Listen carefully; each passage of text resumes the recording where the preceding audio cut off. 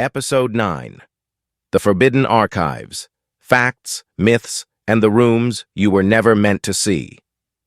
Series. Bloodlines of Empire. The Vatican's Hidden History. Beneath the Vatican lie corridors older than nations, and rooms older than most of the world's religions. For centuries, these vaults have been called many names. The Forbidden Library, the Secret Rooms, the Black Archive. But the truth is more complex, and far more unsettling. What follows is not fantasy, not speculation, but the documented structure of the most restricted archival system on Earth. A place where history is not preserved, but contained. The Vatican's archive was never meant to be mysterious. Its Latin title was simply Archivum Secretum, the private archive of the Pope.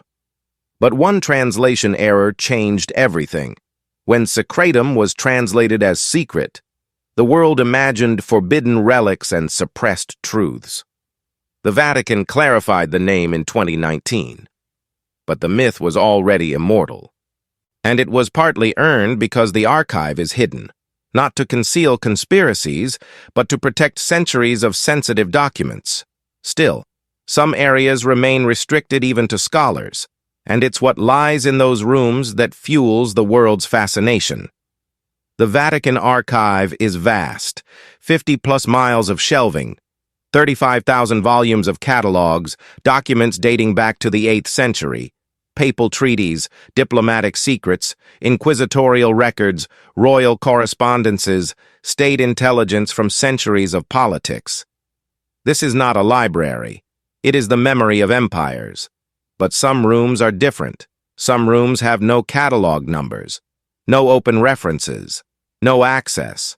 Rooms reserved for popes, rooms reserved for archivists sworn to silence, rooms whose contents are only described in veiled hints. And it is these rooms that built the legends. Among the verified restricted collections are 1. The Inquisition files, documents on heresy trials, interrogations, and decisions of the Holy Office guarded for centuries. 2. The Index of Forbidden Books, a list of works banned for their theological or political danger. 3. Diplomatic correspondence with monarchs, secret political negotiations across centuries, popes advising kings, queens, and emperors. 4. The Knights Templar trial dossiers, real interrogations, real confessions, a dramatic window into the downfall of the Templars. 5. Exorcism records, limited, referenced. Not manuals, but case correspondence and theological evaluations. 6. Files on World War II, the role of the Church during the Holocaust, still heavily studied and heavily debated. 7. Personal papal notes, private journals never meant to leave the papal apartments. These are real, documented, accessible only with special approval rarely granted. But then there are the legendary vaults, rooms whose existence is disputed and whose contents live only in whispered testimonies. Across centuries, people have claimed the Vatican stores, the spear of destiny, proof of extraterrestrial life, lost prophecies, evidence contradicting scripture, the true cross, forbidden gospels, time-bending technologies, portals or occult artifacts, deals with ancient empires, relics that could change the world.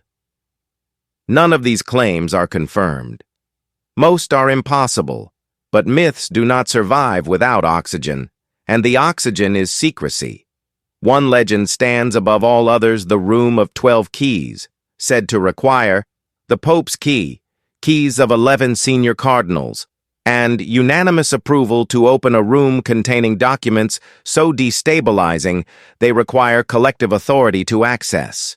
There is no evidence this room exists. But the rumor emerged from an observable truth.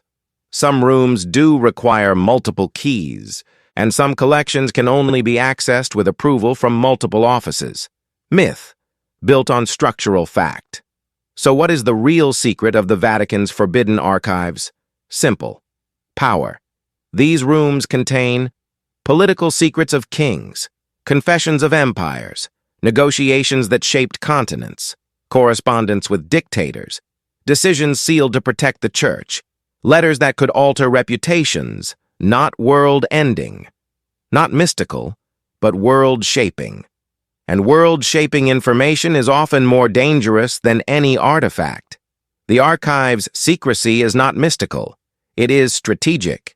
The Vatican holds documents that expose the flaws of previous popes, reveal the Church's role in global politics, track centuries of intelligence gathering, detail alliances with kingdoms and dictatorships, recount abuses, betrayals, and failures, contradict cleaner narratives of history.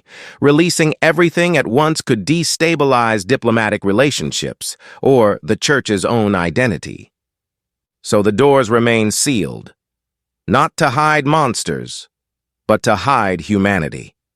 For centuries, the Vatican's forbidden rooms have stood like a labyrinth of untold stories, not supernatural, not impossible, but undeniably powerful. Because in those rooms lies the truth of how faith shaped power and how power shaped history. In Episode 10, the final chapter, we bring the series full circle. How the Vatican's secret past influences modern global politics, and why its hidden files still matter today. The empire is ancient, the shadow is long, and its story is not finished.